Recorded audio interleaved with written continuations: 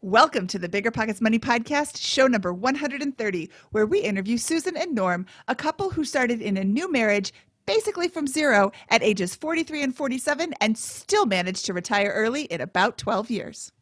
Hello, hello, hello. My name is Mindy Jensen, and with me, as always, is my dynamite co-host, Scott Trench.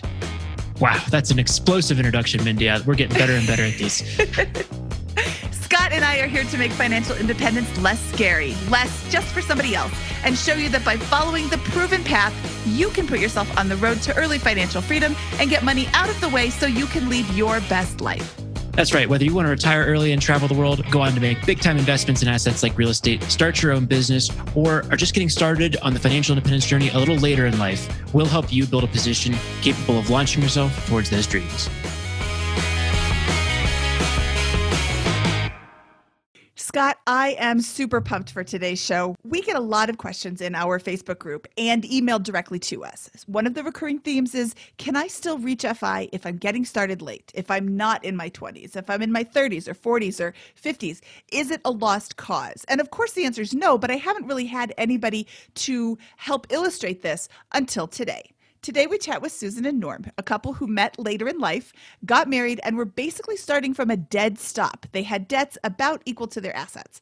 They discovered financial independence and decided not to let the fact that they're 43 and 47 stop them from retiring early.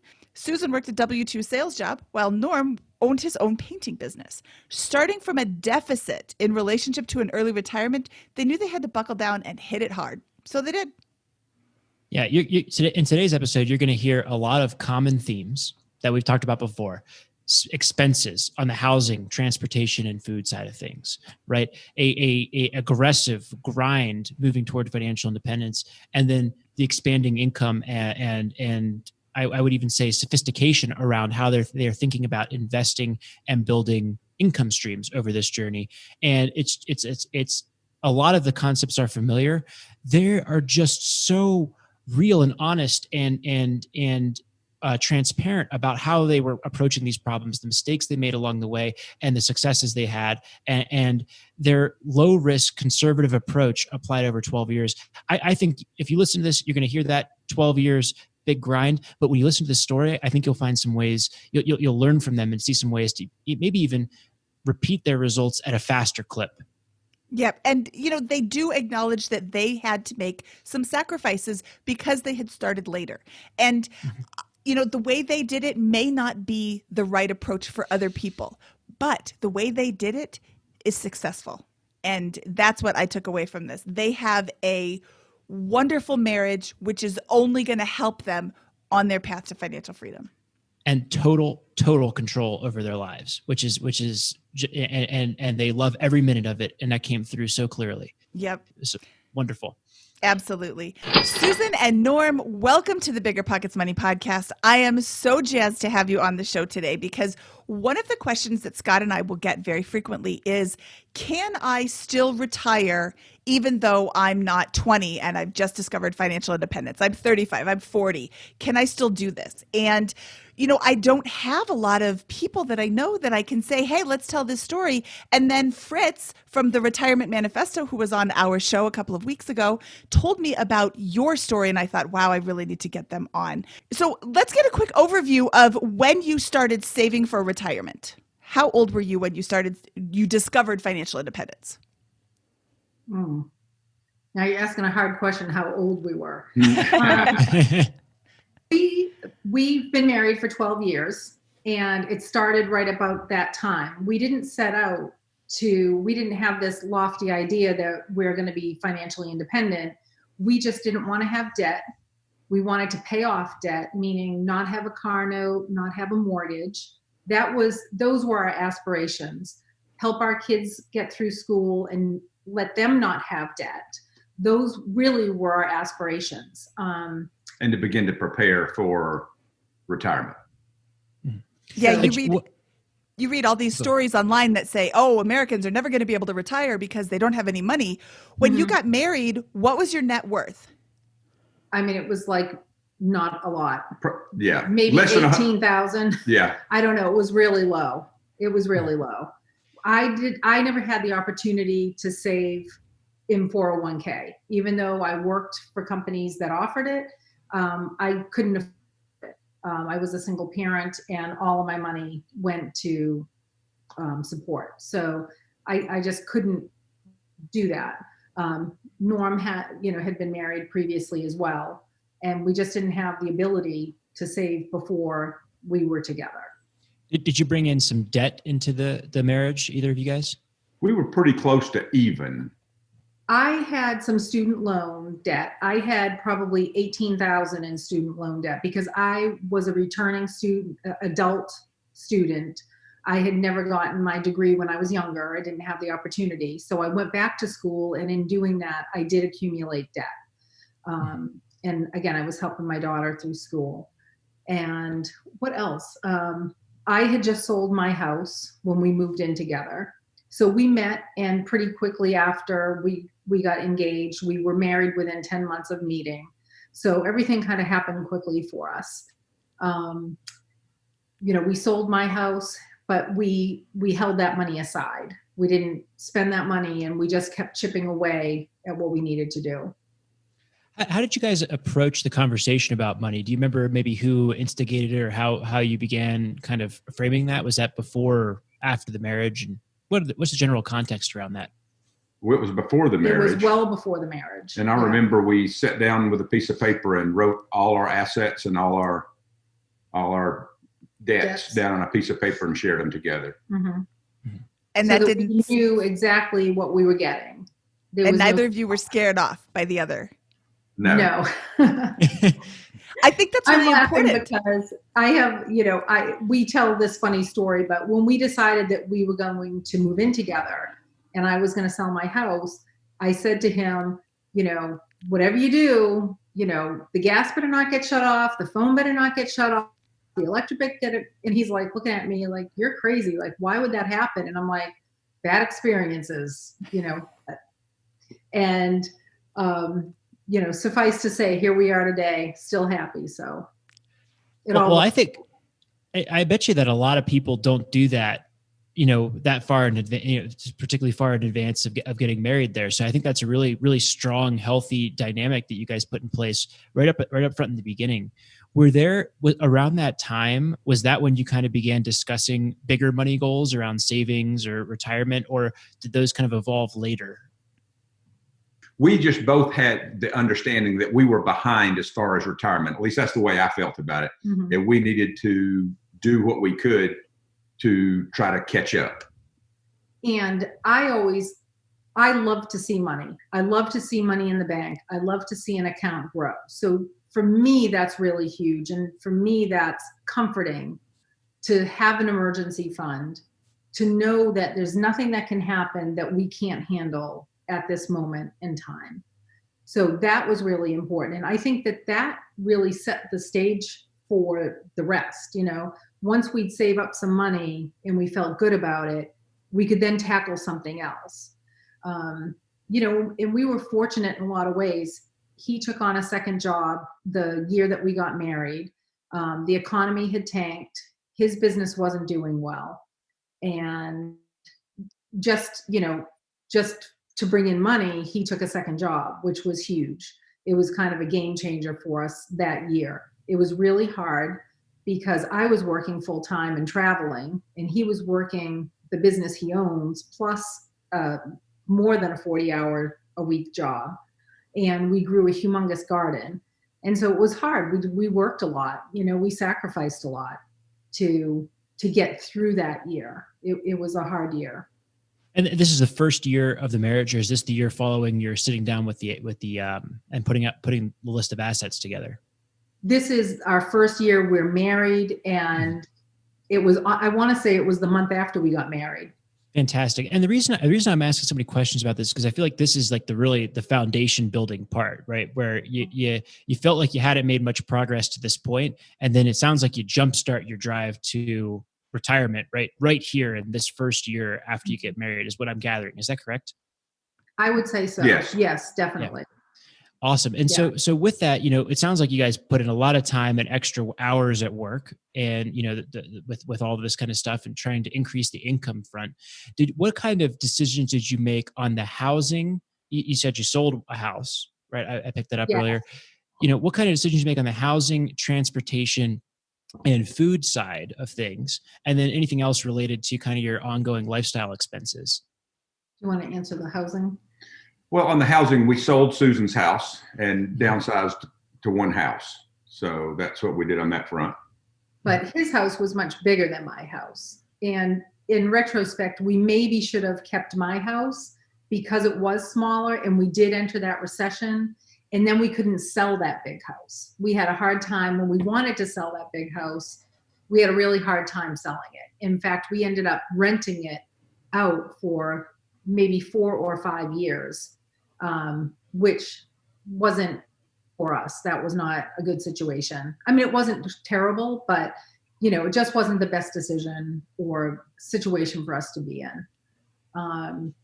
So in retrospect, we probably should have kept my house and sold his, but we didn't. As far as food goes, we grew a huge garden. He's a hunter, so he puts basically all our meat on the table. We buy very little meat at the grocery store. We do a lot of home preserving. So if we grew 30 plants of tomatoes, we would stay up at night canning, till like 2 a.m. And that was very normal for us. And thankfully we were young back then, and had the energy to do it all. Yeah. Well, I think that really speaks to your mindset. There are so many people who say, oh, it sure would be nice to retire. Oh, well, here are some things you can do. Oh, I could never do that. Well, then you won't retire early. Retiring early requires some sort of sacrifice. And the earlier you start saving for early retirement, the less of a sacrifice it is. But I mean, it's not like you were going hungry. It's not like you were just eating beans and rice. You had food. You just grew it yourself. You canned it yourself. You hunted it yourself. I don't hunt, but I'm assuming that if you do, that's something that you enjoy. So that's not even a sacrifice there. But what is the quote, Scott? Do what others won't do now, so you can live like others don't live later, or something. I just mangled that. Yeah, it's something that's awkwardly phrased, which is why we could never remember this quote. It's something like that, though. Yeah, but it sounds to me like, Go we've ahead. heard that, and it's absolutely true. You've got to live below your means now, so that you can live how you want to in the future. Yeah. Well, what I'm detecting from you guys is really an all-out grind approach here, where you guys are working tons of hours and really cutting back on the expense side and doing as much as you can in-house with the food side of things, which is something that a lot of people don't consider as a part of it. The other big expense that makes, the big three in American household expenses are housing, transportation, and food, right? Mm-hmm. And then the other stuff makes up the remaining third of most spending. Could you give us a little quick overview of what you did for transportation in this year, if you made any changes there? Yeah, let me go back to something of food first, because you'll be able to slip it in there. We eat at home almost all the time. We have date night. And back then, I don't even think we were doing date night. No. We ate, because I love to cook. And so, and he's become a very good cook since we got together. So we enjoy cooking at home together, and we enjoy the food that we cook more than we enjoy eating out and spending quadruple what you need to do to have a meal. So that kind of puts the bow on the whole eating situation. As far as transportation, I was driving a 2002 Toyota Corolla, even when we met. And so that was 2007. I had a Corolla. I had a 2003 Corolla for a long time. So. Yeah. We kept that car, I want to say, until 4 years ago. So we kept that car, I want to say, till 2016. I drove that car until we were working with a financial planner, and he's like, you are up and down the highway in Atlanta every week, a number of times. He's like, you need to get a different vehicle before you get killed in that thing. Don't put that in the video, but you know what I mean? He was like, you can afford a decent car. I don't know why you continue to drive this car. Well, I stopped driving it, and he started driving it for work because the gas mileage is so good. Today, we drive Priuses. We have 3 Priuses. 2 of them are his company cars, but even my personal car is a Prius because it's awesome on gas mileage. And it's, I want to say, my favorite car I've ever owned. That's awesome. Yeah. So we like drive them till they're about to die, and then we sell them or whatever, give them away. I love it. And in my experience talking to a lot of people about this, it's when you go all out like this, you see, it's a grind for a couple of years, but there's some phenomenal results at the end of the rainbow that a lot of people have realized. So I'm very excited to get to that part because I'm sure it's coming in a little bit here. But in the meantime, in this first year, so as you're going all out, what are you doing with the excess cash that you're accumulating? What's your kind of thought process and approach to applying that to advance your position? I think the first year, I think we set aside an emergency fund, and then it was paying off the small. We didn't have a lot of debt, but paying off the little bit of debt we had and getting both our daughters through college. We had 2 daughters to get through college, so that's where a big part of our money went that first year. And I think that first year I still owed maybe $1,000 on my car, and I paid it off. And then after that was just sucking it away. Just every penny that didn't go. You owed $1,000 on your car, and you paid that off, and then we just socked money away. We just were fiends at saving money. Okay. I've got to interrupt your story because you just said you put 2 girls through college and retired early and started with nothing and did all of this in 12 years. Well, let's be fair to everyone. So his ex-wife paid part of his daughter's tuition. He paid another part, and his daughter got tons of scholarships. So that was a package. My daughter got a lot of scholarships, and I helped her with whatever the balance was. So neither of them went to Harvard or Yale, where, it's extensive fees. My daughter went to state schools, and so it made it much more affordable than private.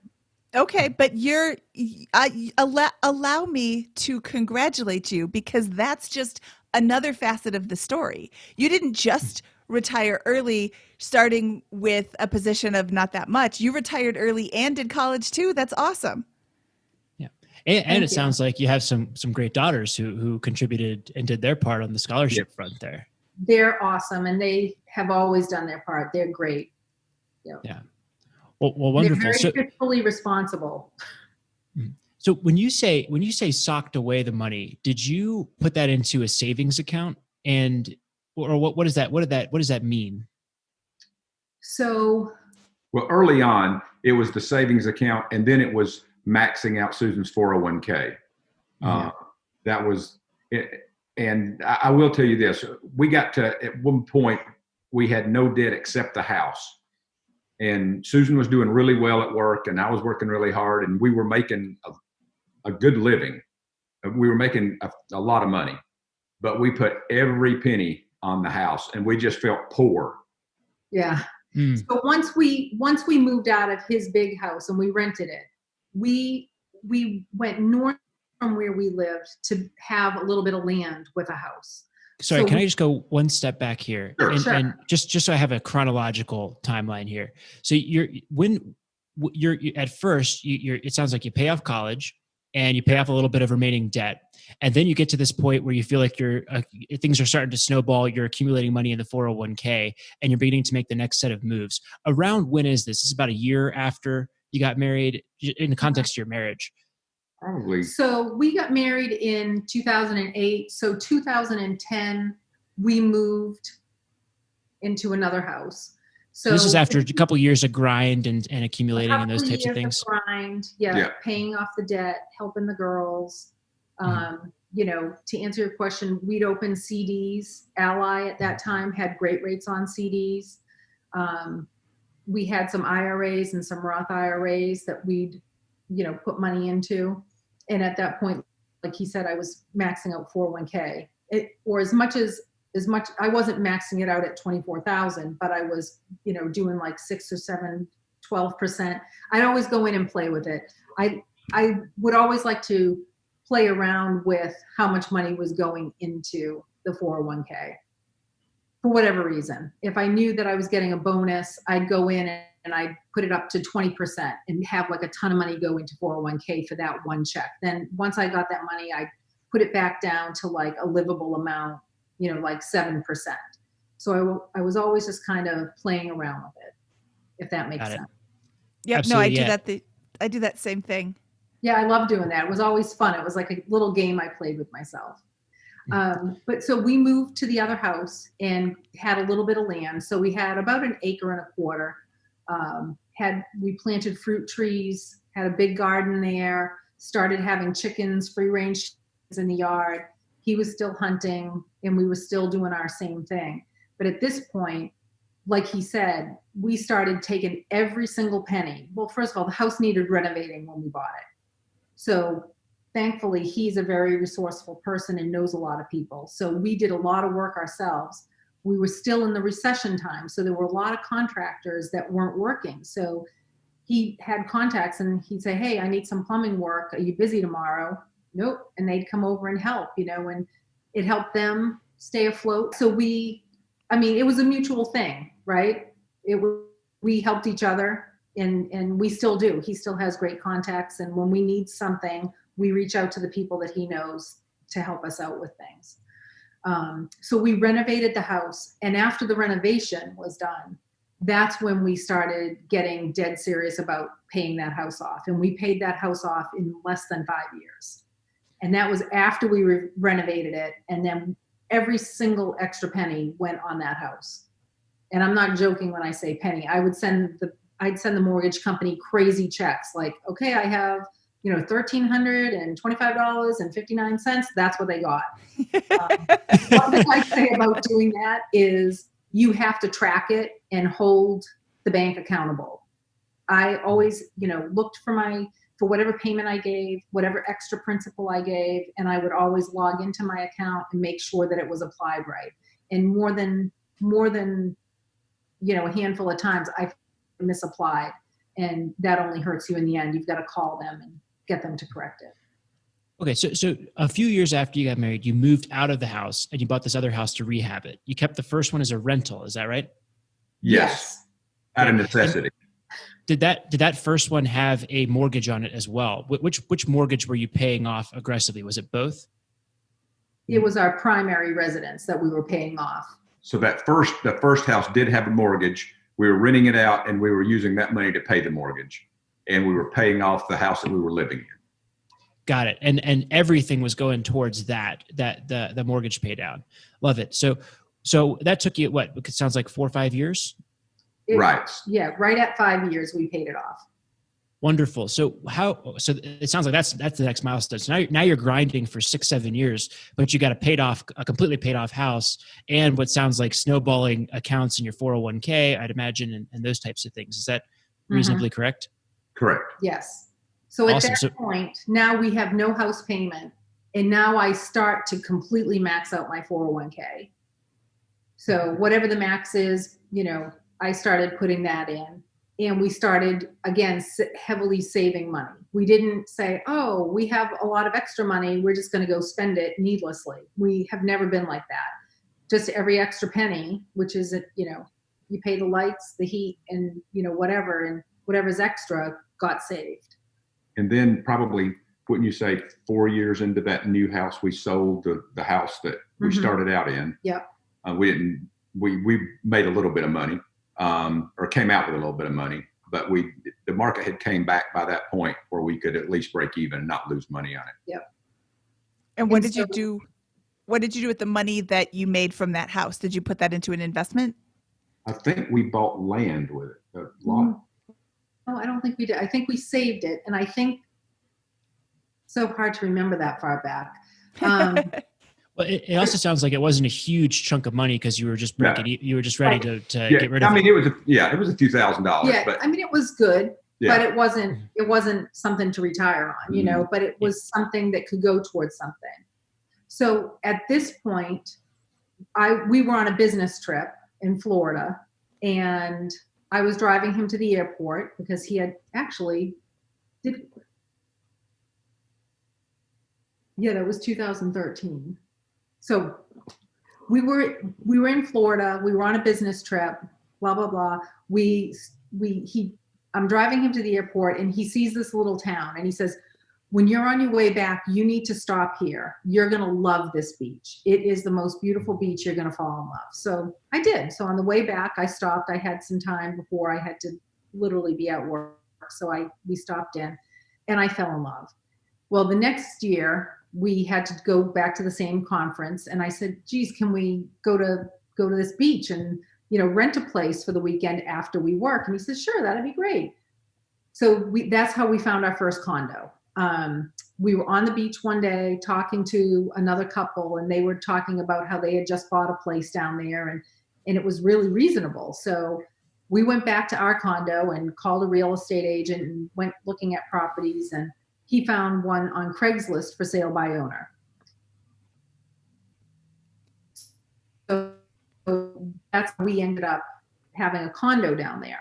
But all of the savings that we've been doing paid off because you have to put down, I think it was 30%. It was 30%. We had to put down because it wasn't our primary residence, and we needed to get a mortgage on it. So all the savings that we've been doing paid off. We now could take that money and put it into an investment. And that's what we did.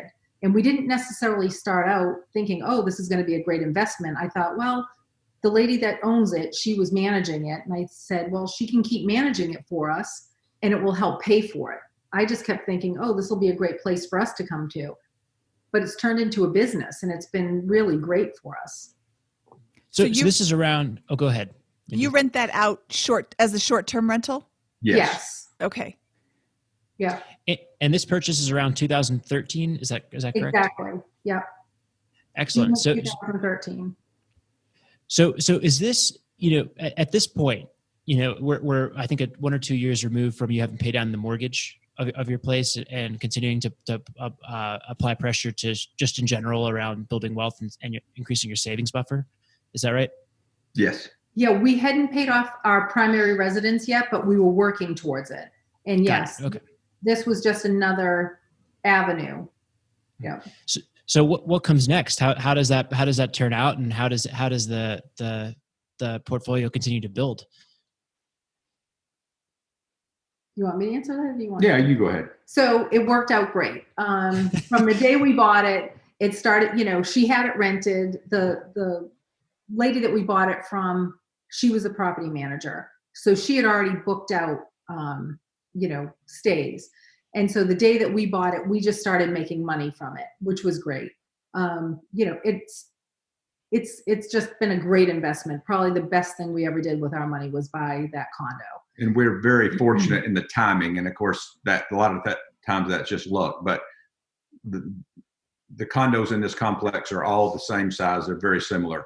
And the one before ours sold for more than ours, and the one after ours sold for more than ours. We bought at the absolute bottom. Wow, that's awesome. Right. But we never could have done it without having that nest egg sitting there waiting. Mm-hmm. And if we had been impulsive people, just, I always like to say, don't spend any money on Starbucks. You're going to drink 2 or 3 Starbucks a day. That's $10,000 a year. If you save $10.27 a day, that equals $10,000 at the end of the year. That's pretty powerful.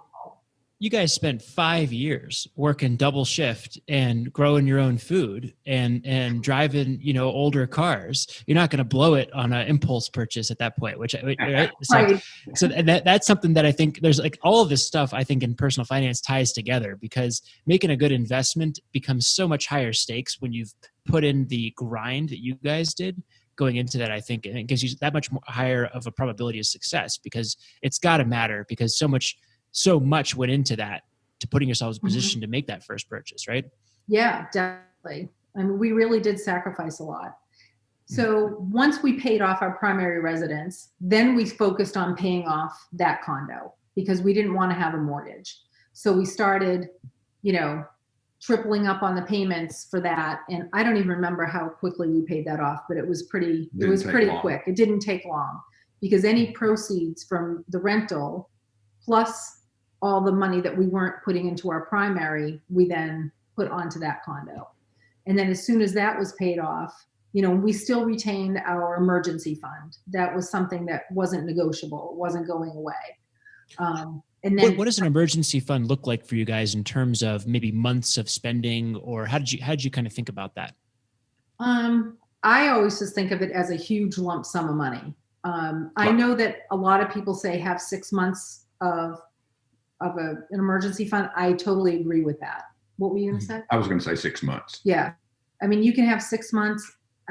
I just always think in terms of like a large amount of money. So would it be fair to say it was? We would have $20,000 to $50,000 in an emergency fund. Got it. Okay. Well, very, very good. So you have that and you pay it off and you've got your emergency fund. What's next there? What's next there? Maybe about that time, I was self-employed, and we realized that I could set up a 401k as well. We hadn't known that in the past. Wasn't knowledgeable in that area. So Susan was already maxing out her 401k, and then I started maxing out my 401k. That was probably the next major thing, I would think. And what year was this? Oh man. That was probably only 4 years ago. 4 or 5. Yeah. Okay, so 2015, 2016, now we're maxing out 2 401ks, and you have a company. What is you're self-employed. What does your company do? We paint houses. Okay, so that seems like something that would be humming right along in the 2016, 2017 area of time. Yes. Yeah, that we had a very hard time when we first got together. That's when the economy, especially building, had a very hard time. But by that time, it was much better. Okay. Can you walk us through what what the discovery process was and what you learned about the 401k benefits from a self-employment perspective? Because I think a lot of people are surprised by what they find with that and how much it differs from an employee. Yeah, well, actually, I was at a person's house painting, and she was in the business of setting people up, doing payroll, and she explained, how That's it could awesome. be done. Yeah. Well, yeah. So how much can one? What are the limits on a self-employment 401k contribution? Well, it's very. There's a lot of different things, but if in a 401k, it would be the same as like with an employer, 24, depending on your age, I think around 24,000, 24,500 or something. There are other ways with the SEP. There's some other things you can do to get it up around 52, but I haven't done that. I've stayed at the 24. But I will just say this, self-employed people need to be cautious of what they do with their 401k, because in his situation, he had an employee that didn't take 401k, even though it was offered to him. And so when they did the testing, he ended up losing out on that. And so the contributions that he made were actually sent back to him the next year. And had we known that if the employee wasn't going to take the 401k, we would have done something different with that money. We would have, put it in an IRA or, some other means. There's actually something called a safe harbor 401k that I should have been in, and I am now. The first few years, I didn't have an employee. All my labor is contract. And so the first few years, it wasn't a problem. Then when I added my first employee, then that created a problem. Yeah, and I have a little bit of experience with this through BiggerPockets as well. And there's a lot of long-term and short-term considerations with these types of things. So the message is if you own a business with employees and you're thinking about setting something up like this, really kind of do your research and maybe talk to a couple people who have been in business for a couple of years to take away the learnings, because there's a lot of big opportunity to contribute a lot of money to these things, but also some mistakes you can set yourself up for downstream. Yeah. Yeah, I'd say it's very important to have a good CPA. Mm-hmm. You need to have agree. somebody that's very knowledgeable on your side. Better even if they're a customer, right? Yeah. All right. Well, excellent. So we have. I'm sorry, I keep derailing the story here, but there's just a lot of interesting tangents I'm finding here. So where were we? You're setting up you're at this person's house. You're painting it, and you set up your 401k. Where we go next in the story here? So we continue to do the same thing until the next condo, probably. Is that the next major thing? I think that was the next major thing. So we just kept plodding along and working hard. And man, when was that? I don't know. Was the book that I read first or the second condo first? Ooh, Remember. what book did you The read? book. Ooh, a book. Yeah. I think he read a book. What's the guy's name? Wes Moss. Wes Moss. You can retire sooner than you think. Ooh. We were on vacation. Yeah.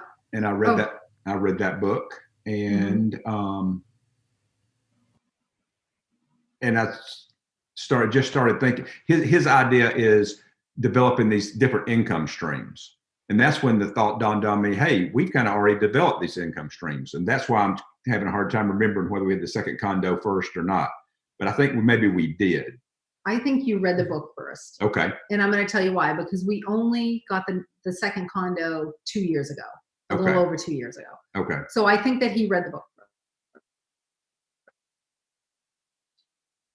But we got the idea, Yes. if we can set up these different streams of income, that will help us get to retirement. And, we have saved a lot of money, but it's not so much the money we have saved, but it's the streams of income that we have coming in as well.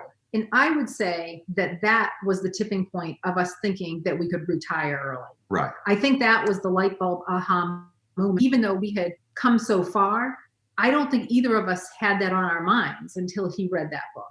It was like, wait a minute, we're doing all this stuff. Why can't we retire early? And then I think we got really dead serious about it. And I want to put in something in here, which is kind of, it just came to me while he was talking. Something that we do that's very interesting is every year at the end of the year, we take vacation together, because I was in sales for a number of years and I was constantly traveling and my phone rang all the time and we didn't have like time together, alone time. So at the end of the year, after we had been totally stressed out all year working so hard, we would take a very nice vacation and we'd have the vacation paid before we ever went on the vacation. So no matter what we did on vacation, we could have the best time and we knew we weren't coming back to debt. So that's a very good point for people. But what we would do on this trip is set aside a number of hours where we just sat down together and we went through every aspect of our finances. And we set up financial goals for the next year. We set up personal goals for the next year. Like if I want to lose 10 pounds, it got written down. If I want to start exercising 4 times a week, it got written down. If we wanted to save $40,000 before July 1st, it got written down. And it was when we would look back. So in this meeting, we'd look back at the year and we'd see, what did we do? How many of these things did we accomplish? And it was pretty amazing. We accomplished every single year, almost all of the goals for that year, every year. We just continue to do that. And I think it's something that really strengthens our relationship because we're on the same page. We agree to what gets written down. If I say I want to save X amount of dollars or X amount a day, and he doesn't want to do that, or he thinks we can do more, we talk about it. And then whatever we agree upon gets written down. So that's something that we do that I think has been incredibly beneficial to us. Even today we do it.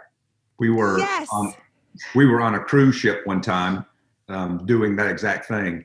And I guess somebody was overhearing us, and the man said he was what did he say? Marriage counselor. He was a marriage counselor, and he said that's one of the healthiest conversations I've ever heard. That's awesome. So fantastic. I love that. And, that's a recurring theme with many of our guests who are married. They have financial dates, and some of them it's every week, it's every month, it's every quarter, it's every year, it's whatever works for you. But being on the same page and just coming back to that, hey, let's talk about, make sure that we're on the same page. That's so powerful because what's the number one thing that couples fight about? It's money. So let's take that fight out of the equation. There's a lot of other things you can fight about. Scott isn't married yet. He's going to get married in October. So congratulations. Scott's learning all of these things. But you have to have regular money dates. You have to talk about your goals. And I love that. Good job. He's right. Yeah, it sounds like you guys have been really on the same page this entire journey from what I can tell from this. Is that how you'd characterize it? Definitely. Yeah. Yep. 100%. And Yeah, I like that's good. A lot of couples aren't that we've talked to over the last couple of years, or at least not at first. Not at first. And that's a very difficult place to be in. We have friends that have that situation where one of them wants to save money and the other one wants to do nothing but spend money, or one of them hides things from their spouse that they bought. Like, there's none of that in our relationship. I mean, I just don't see the point in it. That's deceitful. So there is no point in that. That is the quickest way to divorce court, or at least fighting all the time court. Right. Yeah, and you know what? My husband and I don't have a lot of fights, but when we do fight, I feel like crap. I don't want to hide things from him so that now we haven't. I mean, that's a fight. Here's a pro tip, Scott. She will always find out. Whatever it is that you're hiding, she's always going to find out. So tell her right when it happens, if it's a thing, or discuss it in advance. I think it goes back to them talking about money before they got married. They sat down. Here's all of my assets. Here's all of my debts. Here's my financial picture. What is Aaron Lowry calls it, getting financially naked with your spouse or with your, fiance. Have that money conversation. If you can't have that painful or apprehensive money conversation with your spouse, you have no business getting married.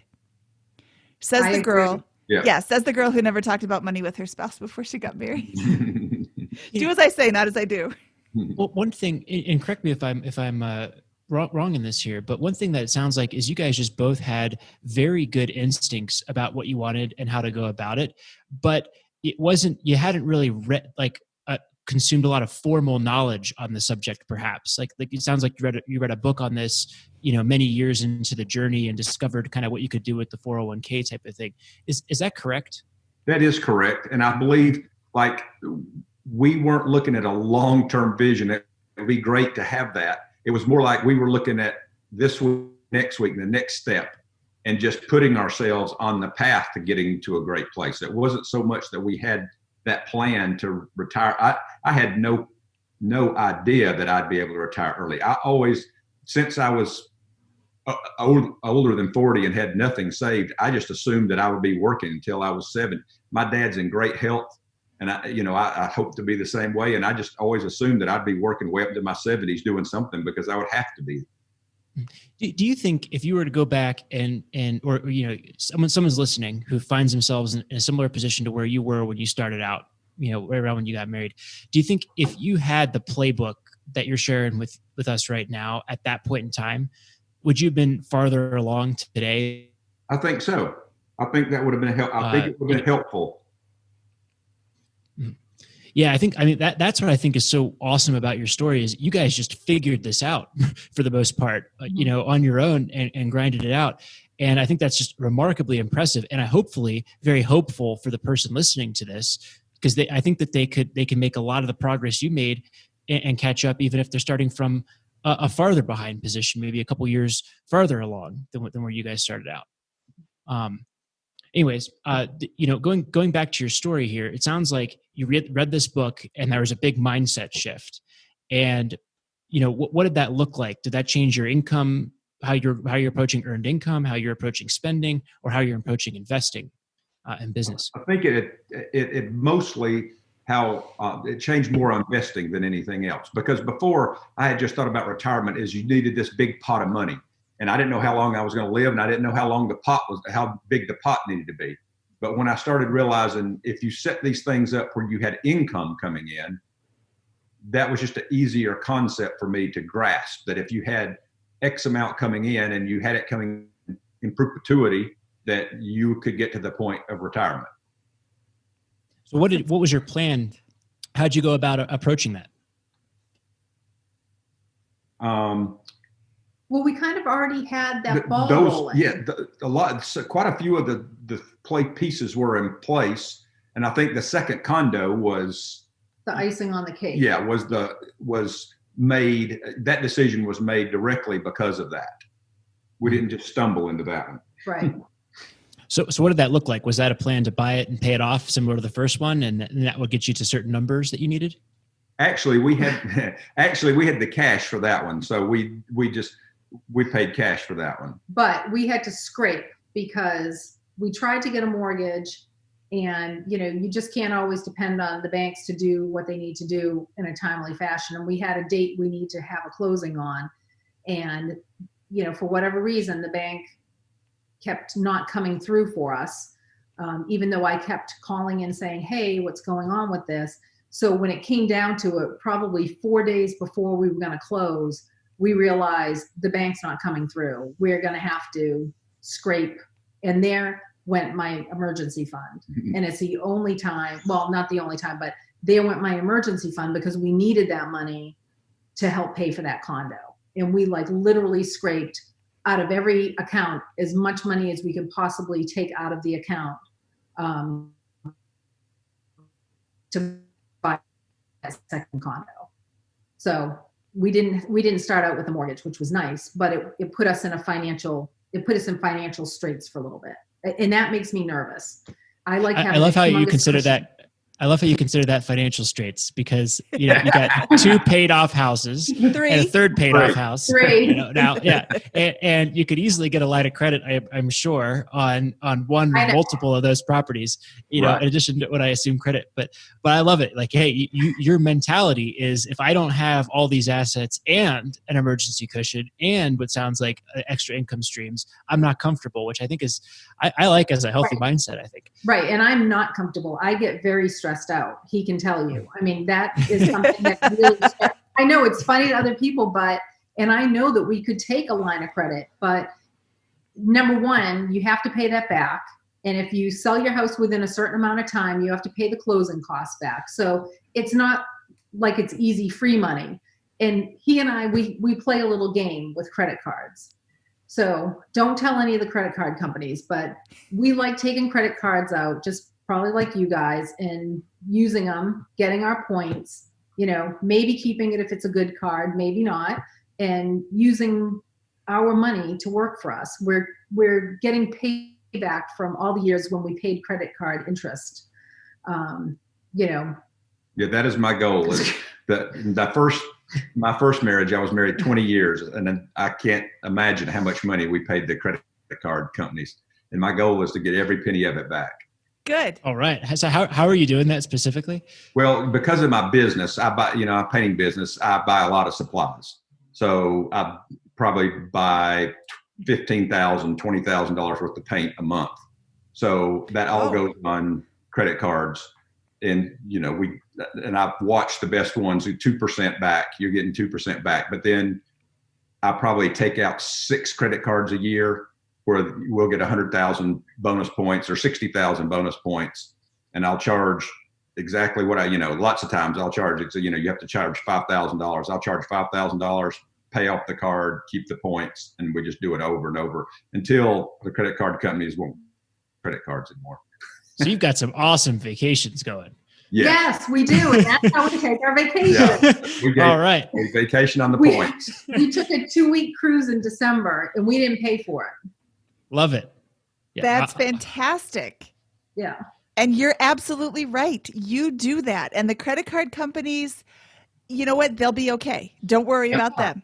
You get what you get. They offered it to you. They offered it to you. You didn't hold them hostage for that. You didn't say, if you don't give me this money or these points, I'm not going to open up the card. They're like, hey, if you open up the card, we'll give you these. Great. That's what I did. And now I have amazing vacations. That's awesome. Mm-hmm. So let's look at these multiple income streams. Sorry, Scott, you were going to point to something. That was exactly what I was going to ask. Let's look at these multiple income streams. You have a rental condo. You have a second rental condo. You have the painting company right now. Is that something, are you going to keep the painting company? That is something we're wrestling with right now. We will see. Possibly I will hire somebody that's already has a painting business to manage my business along with theirs. That's something I'm looking into right now. But we're not 100% sure how we're going to end up with how that's going to end up. Okay. Are there any other income streams that I have missed? Yes. Susan, good. When she was in sales, part of her pay was that she gets residual incomes for life on her sales. Whoa. For life? For life, as long as those sales stay in place. So it's not a huge, it's not enough money to live on, but it's another stream of income. You can send it to me if you don't want it. Absolutely. I'll take it. Yeah. No, I like it. I bet you do. That's an awesome setup. Did they offer Yes. that to you, or was that something you negotiated in your employment contract? No, that's something that all the sales members were offered. Wow. That came on to the company within a certain time frame or before a certain date. All the people that came on before a certain date were offered that in their contract. Well, Okay. Wonderful. So we have that stream of income, the two rental houses. So another income stream would be the money we make from our investments. And then at some point, we'll both have Social Security as two more income streams. So there's five income streams. Okay. And So- what are you invested in? Is it like stocks or Well, index funds? We have quite a few different investments, but we have mutual funds. We also do some peer-to-peer lending that's been very successful for us through our financial advisor. So it's a group of things. Right. We're pretty well diverse as far as our investments go. We have a bunch of different things going on. Yeah, that Wonderful. is. And one thing I'll mention is I liked to read blogs a couple of years ago when we were first starting to think of retirement. And I found a blog called Cash Cow Couple. And I learned about Wealthfront. And so I have some of my 401k money in Wealthfront because it's only 0.25%, which is fantastic.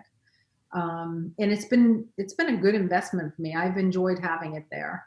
And then one other thing that I think I should tell you is that we track all of our accounts and our net worth on Personal Capital.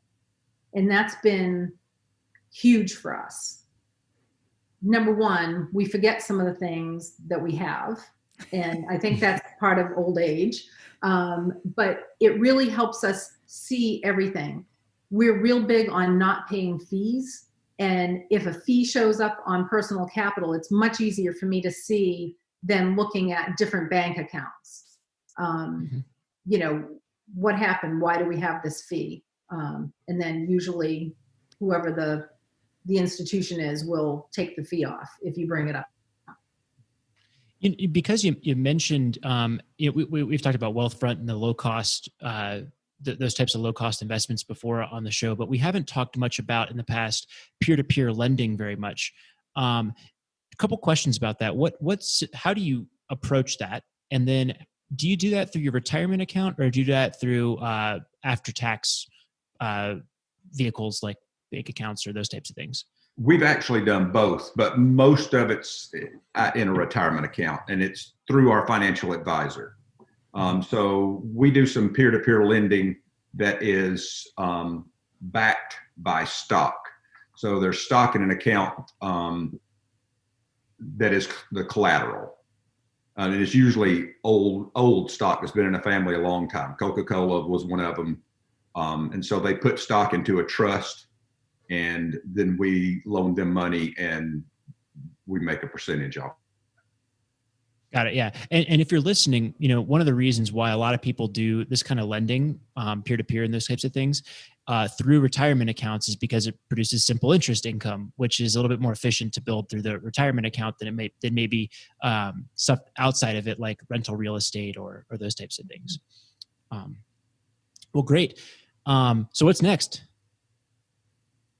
I guess our next big goal is to find out about my business, is how we're going to handle that, because that will either be another amount of cash that we have if we sell it, or it'll be a stream of income if we come up with another arrangement. So that's really the main thing to keep us from both being fully retired. Mm-hmm. What will you do when you're fully retired? We like to travel the country. We have a camper. We would love to go around the country. That's something we would really enjoy. Yeah, we like to hike. So we really want to hit all the national parks and do as much hiking as we can, while we're still young enough to enjoy it and have the physical ability. And there's things that we do, like, for instance, gardening and hunting, that I do those things, but I'm always in a hurry and I'm always thinking my phone's going to ring. And if I turn my phone off, what am I going to miss? I really look forward to being able to concentrate on gardening and concentrate on hunting when I'm hunting. Awesome. That's a nice goal. You said that you track your spending through your through Personal Capital, which I love. I do a lot of, or you track your investments through Personal Capital, but you also said that you review them. And I think that's a really important point to note. There are so many people that I know who are not in the financial space, the personal financial space, that they never look at their statements. They never review anything. So maybe you've got a bank statement that has the same charge every single month for the last 7 years. If you've never looked at that, how do you know that you're being charged this? And, maybe it's just, oh, wow, I was $35 off. I wonder how that was, whatever. And you rewrite your balance and then you're done. And no, look at your statements, review your bank statements, your credit card bills, all of these investments and everything, because when you get this fee and you call them instantly, they might be able to take it off. But if you call them 7 years from now, they're going to be like, yeah, sorry about that. Yeah, that's absolutely right. Yeah, you can't expect the credit card companies to go back more than 30 days for you. If they do, then you're fortunate, but they're not going to go back a year for you. Exactly. So it's important. And, Personal Capital gives you the tools to, I want to say that you can see a graph of where your spending was, and it will show you fees. It will show you what percentage or what dollar amount was fees. And that's real important. You don't want to waste your money paying interest fees. That's just money out the window that you're never going to see again, and it's not going to work for you either. So exactly. So yeah, what else? Well, I've got one more question here that about a big theme. Over the course of your story, it sounds like, at least at first, there was a tremendous amount of sacrifice and hustle that went into your journey. And what I want to know is are you expecting to reap that all as the rewards of that effort all at once you fully retire? Or did you begin to realize that in terms of quality of life and how you felt about your position with each passing year and at various milestones? That's a great question. For me anyways, and then I'll let you speak.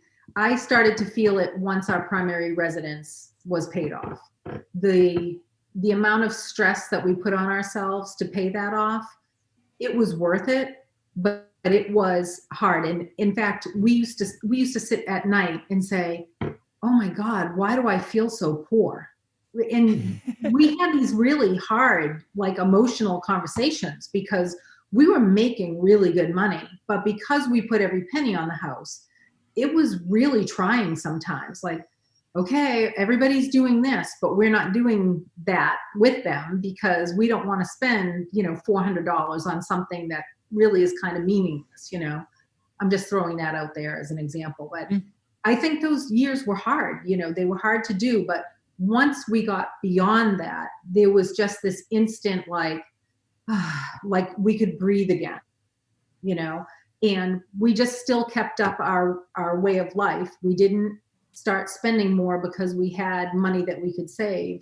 We just started taking all that money and saving it or putting it into other areas that were going to just help us down the line. But I'd say, yeah, at this point, we have a really nice, comfortable way of life together. And I think it's really nice. And I think people should think about, what would it be like to get a paycheck and not owe any of it to anybody? I understand you have your lights and you have this and you have that.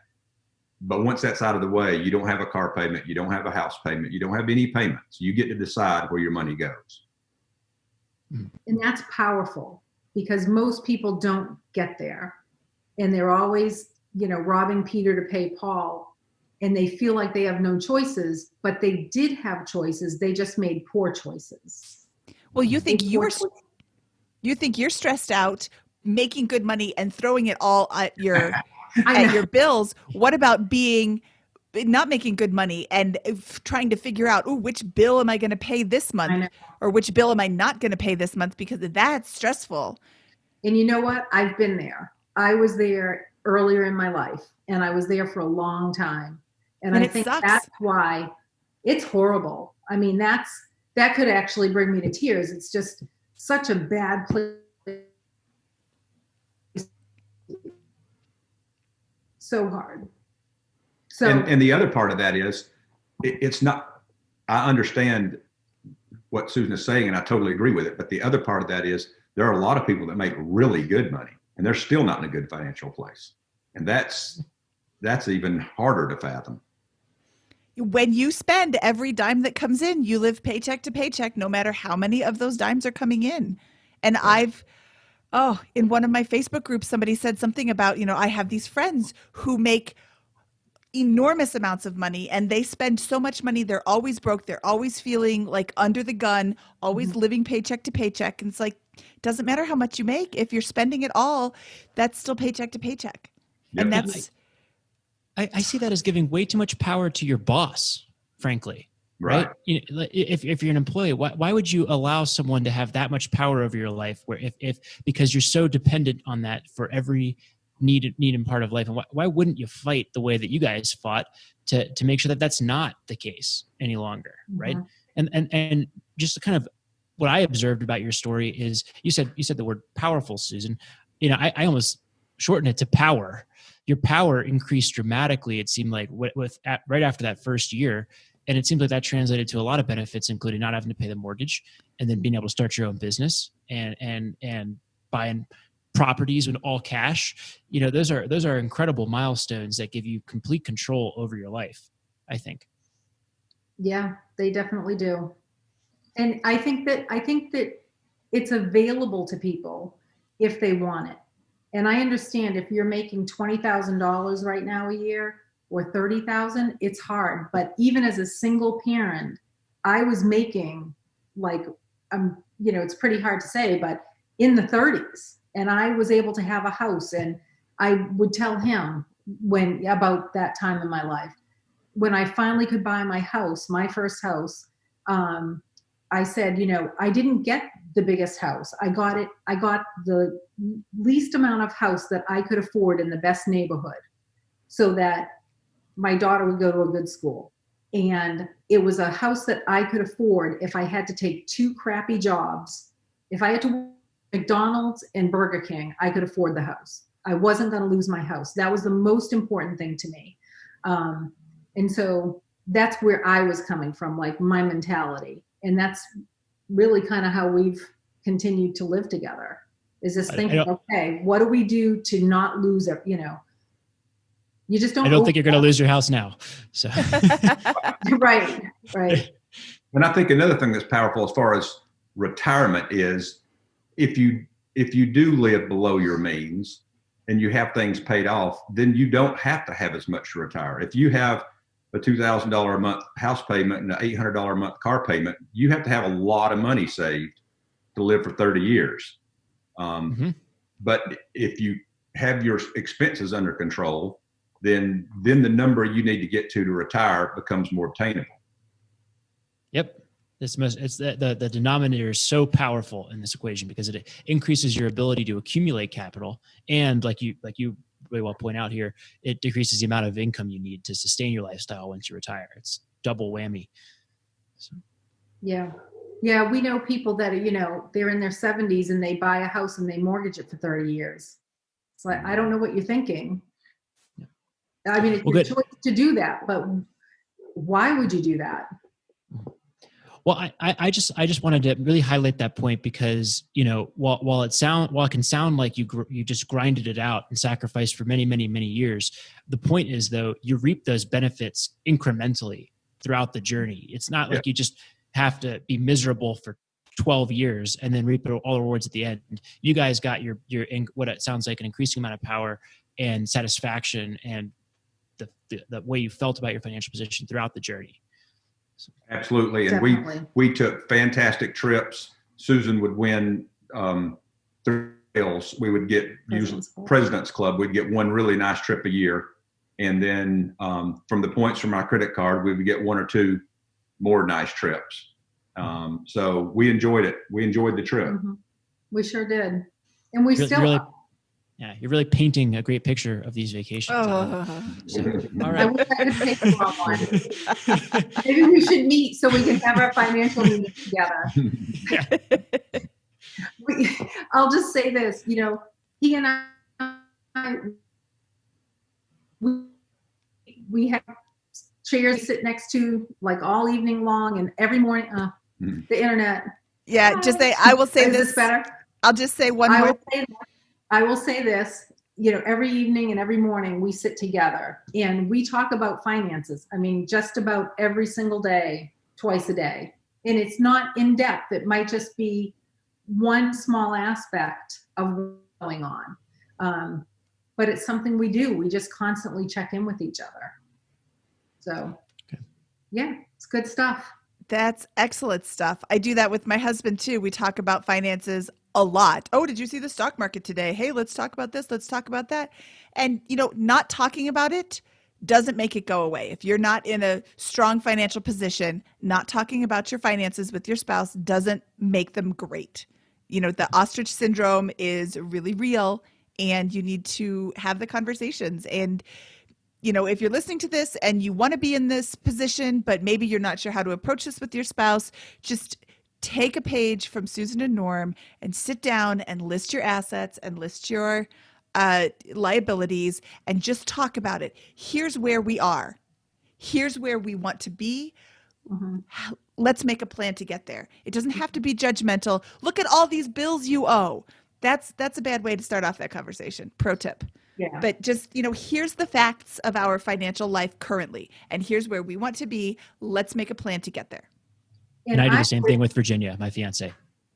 I would highly recommend anybody in that situation that you just described, Mindy, do Dave Ramsey's Financial Independence University course. Yeah, Financial Peace University. Yes. Mm-hmm. Highly recommend it. He will teach you in baby steps how to do it. He'll teach you in baby steps how to start having an emergency fund. He has a great program. We kind of did that. We didn't really need to do it, but I was reading the book and I was like, oh, let's just, follow along. And, just to see other people's perspective on it and to hear somebody else who's successful talk about it is very helpful. Kind of lets you know. We've definitely used aspects of it. Yeah. Yeah. When we first got together, this is actually kind of funny. I probably had 5 different accounts, like savings accounts, because when I got paid, the money went into this account for the mortgage and this account to pay all the utilities and this account to pay for the car and insurance. And I didn't want to commingle the money. It was almost like Dave's envelope system that I didn't know about back then. I just kind of made up my own thing. And he's like, oh my goodness, you have so many accounts. How do you deal with this? And I'm like, oh, it's so easy. But it worked for me. I could compartmentalize everything. And at the end of the month, I knew what I had that I could spend. And that was in another account. And once that money was gone, there was no extra money anywhere.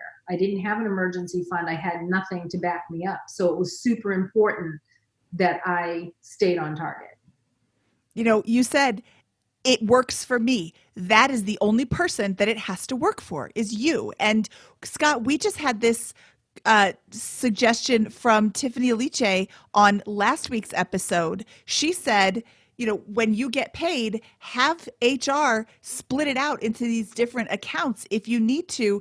And exactly, if you only have, $5 in your spending account, that's the only account you're looking at. The mortgage account is for the mortgage and the utilities account is for the utilities. And if that works for you, good.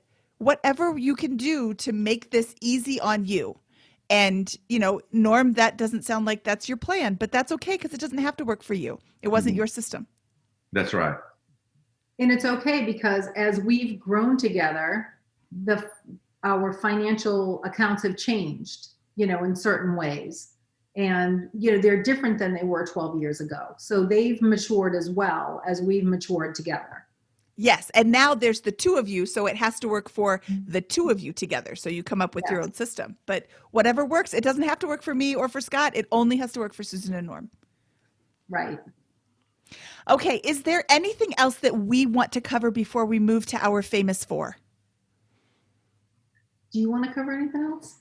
I'm trying to think if there's anything else that was important. I mean, I guess one thought that crossed my mind, and I don't know if it really fits in what we're talking about, but you can take it out if it doesn't. And that is, I think a lot of people would have a challenge in the business that I have, because the business that I have has a lot of cash that comes through it, and the small percentage of that's mine. The vast majority of it's either the paint stores or my workers. And a lot of people in my type of business have a problem because they have tens of thousands of dollars in account that's not really theirs. It looks like it's theirs that day. And they have a hard time not spending that on toys and trips and this and that. And I think if you're in a business like that, it's so important to think, whatever percent is yours, 18% or 4% or whatever percent is yours, and the rest of that money is absolutely not yours. And you can't ever start using that money because it's so incredibly hard to catch up. That is a really good piece of advice. Yeah, it is. It can be really, really hard. This is completely unrelated too, but sort of the same. I don't work. I am the Girl Scout troop cookie manager for my daughter's Girl Scout troop, which means all the money comes to me and all the cookies come to me. And that is hard to not eat 500 boxes of cookies. During quarantine, I had 15 cases of Girl Scout cookies in my house. But anyway, God, send me some Thin Mints. The Girl Scouts have this program in place where they, you're not collecting money that's the troops, it's the Girl Scouts of America, and a smaller portion goes to the troop, and you have to pay the troop. I'm sorry, you have to pay the Girl Scouts. You can't just keep it in your troop. So they will come in and they will sweep all the money out. And, there are some moms that get in a bind and, I'll just borrow $20 and you better pay that back, or because I need to have all that money. If you can't pay me, then I have to go to the Girl Scouts of America and say, this is the issue that I'm having. And then they'll take over, thank goodness, because that would really be difficult for me to hound somebody for money. But it's the same principle. When it's not your money, don't spend it. That's right. Mm-hmm. Norm, one thing I'll point out is the points are yours on the credit card fees yes, that go to buy the paint, right? But then, if you're giving advice to somebody who's starting a business like this and is having trouble with that concept, where can they go? Besides hiring maybe a CPA if they're still too new to justify that expense at that point in their journey. Well, I guess I don't know a good answer to that. I think the important thing would be that for them to understand what percentage and what dollars are theirs to spend. Mm-hmm. And then you just can't go beyond that. And if that means you have to get a second job to keep your business, then you get a second job, but you can't spend Sherwin-Williams money on your lifestyle because it won't last. And one other thing I thought about is it's funny, through Susan and I's time together, when we first got together, I made significantly more money than she did. But it was right as the economy was crashing. So it wasn't, maybe a month or two, I made significantly more than she did. And then as she did better in sales, she made tremendously more than I did. And then there was a leveling out as my business came back, and now she's retired and I make more than she makes. So she makes all the money. We've had these ups and downs, and it hasn't created any issues whatsoever. And the other thing I'd like to say is that when my business was doing so poorly and I went back to work full time in retail, after a year, we decided that I was going to stop retail and go back to my business full time. Most people would not have made that decision because I was making such a small amount in my business at that point. Most people, I think, would have wanted their husband to make X amount of dollars I was making working retail and not give that away. And if we'd have done that, then we would never be in the position we're in today.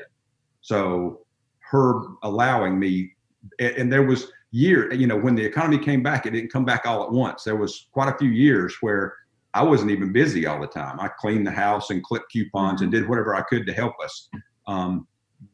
But it gave my business and the economy to come back, and now we're really reaping the benefits of that. I love how much of a partnership it is for you guys and how aligned you are. And I also, speculate that the fact that you guys were so clear on your expense side of things and brought in more than you needed in order to sustain your lifestyle so you could have surplus probably also contributed to that, to your ability to make that, for you, Susan, to support him with that. Yes, definitely. Yeah, so absolutely. I mean, we used to do no spend months. Hello? Yeah. We used to do no spend months. So we would just arbitrarily pick a month and just say, you can't spend any money other than this $150, and that's for gas in the car. Of course we paid our gas and our electric in the house, but as far as any excess spending, going out to eat, like you can't buy a shirt this month. Right. You can't go to the yard sale this month. I love yard sailing. Another great place to save money is go buy what somebody has bought and buy it for pennies on the dollar. Love yard sales. But we were dead serious about not spending the money. And man, what an impact it makes on your life when you do that. It is a little funny that it is a little funny that your idea of a low cost month is not going to the yard sale. I'll just put it there. Well, that's a spend. There you go. What I'm hearing from Susan and Norm is we are partners. We are in this together. We are going to have open conversations, and that's how you get a successful marriage. Somebody had just posted on Twitter, what are some of your financial suggestions or, wealth building suggestions? And I'm like, you know what? Don't settle on your spouse. When it comes when it comes to a spouse, don't settle. Make sure you have somebody who shares your goals and your dreams and, likes you for who you are. We'll have open and honest conversations because, it doesn't sound like it's a wealth builder, but how expensive is divorce? Right. Right. I mean, sometimes it saves you money, but yeah, well, there's that too. But yes, choose wisely. Choose wisely. Choose wisely. Yes. And it also doesn't sound like you keep score, which is hugely important. If you're going to keep score. No, we don't. And actually that was a conversation we had early on. Something happened. And I think Norman thought I was going to be upset by it. So he was like going overboard, trying to make sure I was happy. And when I realized what was happening, I just said to him, I said, hey, let's just talk about this. I said, I'm never going to throw something in your face. Like stuff happens, and we just have to deal with it if stuff happens. Like, I'm not going to bring this up to you in 2 months or in 5 years that this happened. And do you remember that conversation? Does that sound familiar? Yeah, it does sound familiar. And, ever since then, like there's never been any of that. So it's good. Yep. That's the key to success in a relationship. Don't keep score. Yep. Oh, there's so many good keys here. Yes. So many good keys. Okay. I think it's time now to move on to our famous 4. These are the same 4 questions that we ask of all of our guests. Susan and Norm, are you ready? Yes. Okay. Yeah. I think we've probably already answered this, but what is your favorite finance book? Wes Moss, You Can Retire Sooner Than You Think. Yep. That is not a book that somebody has suggested before, and I'm super excited to check that out. Oh, good. And it's a quick read. It's simple. It's not, it's not laborious to get through it. You could read it probably in an afternoon. Love it. Or in a vacation. Yeah, that's right. You can read it by the pool. What was your biggest money mistake? Probably our biggest money mistake was keeping the larger house when we first got together, and we should have sold that larger house. The market was still fairly good at that point, and moved into Susan's smaller house. Okay. Got it. It would have been a lot easier to pay off. That would have made a big difference. Yeah. What is your best piece of advice for people who are just starting out or just starting out a little bit later in life? I mean, the advice I would give somebody is to really spend some time thinking about what your life is like and what your life could be like. Spend some time thinking about what it's like, what it would be like to get a paycheck and not have a bill to pay, and you get to decide what to do with it. Love it. Yeah. And then you guys do that. And then you also have those yearly, I love those yearly meetings that you have during your vacation to really, it sounds like really just move towards that dream life every year. And then you do it, which is, yeah. I would love highly that advice. recommend that for people that are even dating. Do that every month, just kind of get a feel for your partner's methods, get a feel for their ways, really talk about it,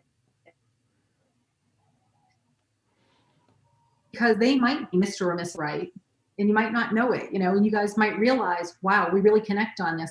One bit of advice I'd give people is I shouldn't probably say this, but I'm going to anyways, you can cut it out, is if you're in a relationship and you're at opposite ends of the spectrum as far as finances, somebody's a big spender and somebody else wants to save money, you're both never going to change to meet that other person's expectations. So really think before going much further, because you either have it or you don't, and people don't change, I think a wise man once said that the concept is called a cash flow negative spouse, right? Be wary of that. Right. What is your favorite joke to tell at parties? Hold on. I'm going to call you out on this. Scott is quoting himself. Oh, no, I wouldn't do that. What is your favorite joke to tell at parties? His mother tells jokes all the time. She loves jokes. I can't remember the punchlines to jokes to save my life, so I don't tell jokes. I just act funny. Well, you remembered that one. What is another one? What is blue? No, I've got a joke. What is blue but smells like red paint? What? Blue paint. I looked up painting jokes because you're a painter. Okay. Oh, that's funny. Yeah. All right, Where can people find out more about you or connect with you? Are you active in any online communities, for example?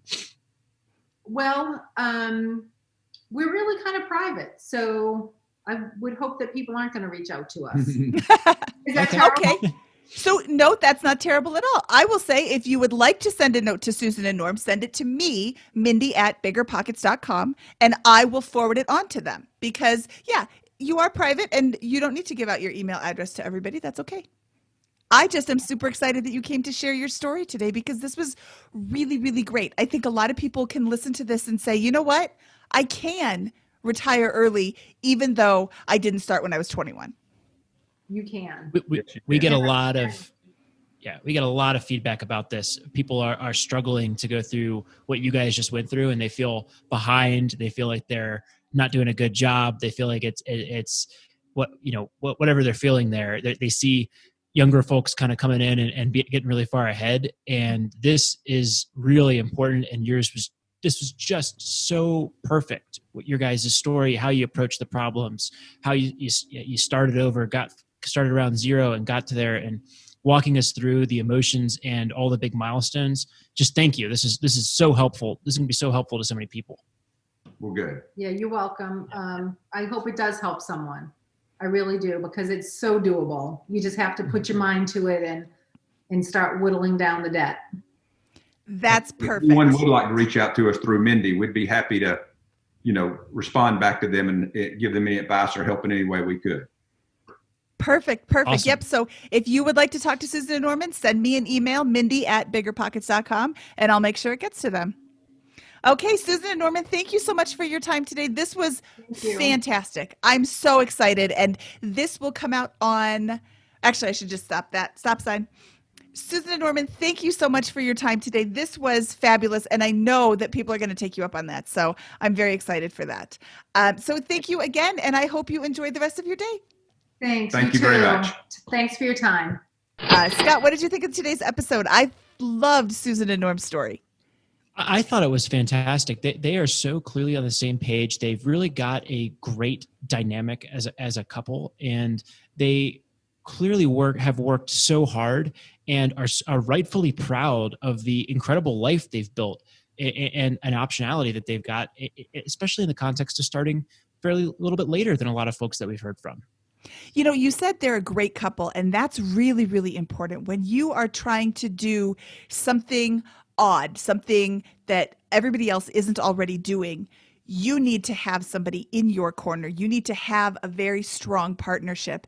And I said it near the end, they don't keep score. And that is so powerful in a relationship. When you are married to somebody that keeps score with you all the time, it really, really, really starts to get tedious and painful, and you don't want to tell them anything because you don't want them to throw it back in your face later. So the fact that they're both on the same page and they're committed to working towards the same goal is so huge. Absolutely. This is a topic that has been brought up a lot in our Facebook group in the last couple of weeks. There's been a lot of people saying, hey, we're not hearing enough stories, or we're not getting, we want to hear more from folks who are getting started a little bit later, because let's be frank, it seems like there are some advantages to starting this journey, and really, maybe things like house hacking and, avoiding credit card debt and student loans, or, big expensive car loans or leases, those types of things can really be a big boost to get things started. But a lot of people have already made those decisions or are past that point and need to deal with the starting point that they're in currently. And I think, they're a great example of folks who, didn't have advantages to propel them toward financial independence late in life, and still obviously have had a wonderful outcome and have a very strong financial fortress and position. Yeah, one of the members of our Facebook group named Richard said, I'm curious about other late blooming fire folk and your progress. I got out of debt in my late 30s, but I didn't figure out fire until my early 40s. I didn't pass $100,000 in net worth until 44. Blech. Now I'm 45, I'm at 180K, still blech. Making progress, but getting old just as fast. Well, so what I say to Richard is, in 5 years, you're going to be 50 if you save or if you don't. So, what we heard from Susan and Norm today was multiple income streams. What was that book? You Can Retire Earlier Than You Think You Can. I recommend that Richard check out that book. And we'll have links to that book in the show notes, which can be found at biggerpockets.com/moneyshow130. But just looking at different ways to generate income is going to be huge. You don't need to get all the way to $1 million if you have something generating $10,000, $20,000, $30,000 a year. There's different ways to combine different aspects of financial, what am I trying to say here? Different financial aspects to kind of cobble together isn't the right word, but fashion your own retirement, because you're the only one that this has to make sense to.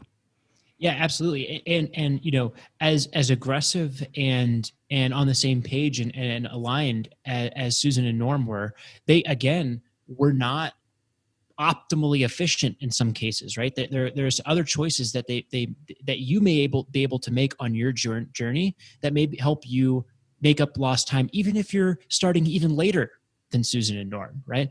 And those are the kinds of discussions and things that we need to talk about more on the BiggerPockets Money podcast. So if you've got stories or friends or family that have achieved those things and feel that that other people could benefit from hearing those stories, we'd love an introduction to meet more folks who've started on this journey late, to have them here on the show. And we want to talk about that a lot more in the Facebook group, especially here at BiggerPockets Money. Yes. So if you are not a member of our Facebook group, we would love it if you joined. Please answer the questions, because that way we know that you will promise to follow our rules in our group. But they're super easy rules. It's don't spam the Facebook group, and don't, I think it's basically just don't spam. Mindy, what's it like to be on your bad side when you break the rules? Oh, if you are a spammer, I can tell, because you've got your WhatsApp link in there and call me and you can make $5,000 in a minute. You know what? I'm going to remove you from the group. But if you're just, if you make a mistake and you post something that you shouldn't, I'll just remove it and say, hey, you shouldn't have done that.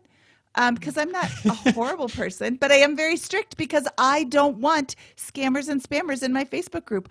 I want people who want to come in and talk to other frugal weirdos like myself in the group. So if you are interested, if this is something that appeals to you, go to facebook.com/groups/BP Money. Answer all the questions. I will let you in, and then you can talk to us. You can tell us your stories. You can ask questions and get a response from people who are doing this just like you. Awesome. We have a new call-in line. Would you like to tell Scott a joke? Would you like to ask me a question? Or would you like to ask Scott a question and you don't need to tell me a joke? Call 877-BPM-SHOW. That's 877-276-7469. And we listen to all of our messages, so please give us a call and let us know what you think.